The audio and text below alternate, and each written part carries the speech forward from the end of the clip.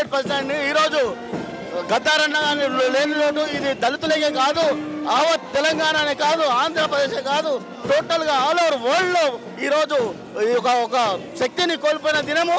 మరి గద్దారన్న పోయిన ఈ యొక్క బాధ ఎలాంటి బాధ అంటే అది ఎవరు తీర్చలేనిది. ఎవరైనా సరే ఈ యొక్క బాధని ఇలాంటి వ్యక్తి, ఇలాంటి ఒక వజ్రం లాంటి మనిషి భూమి మీద ఉండాలి. ఇలాంటి వ్యక్తి ఖచ్చితంగా ఉండాలి. ఈయన లేని లోటు ఎవరు తీర్చరు.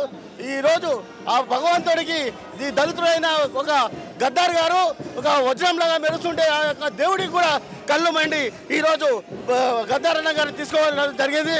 ఈరోజు గద్దారన్న గారు ఎక్కడో లేరు, ప్రతి ఒక్కరి మనసులో ఉన్నారు, ప్రతి ఒక్కరి గుండెలో ఉన్నారు. గద్దారన్న గారు ఎక్కడ లేరని నేను ఈరోజు తెలియజేసుకుంటాను. గద్దారన్న దళితులకే కాదు, ప్రతి వారి గుండెలో ఉన్నారు.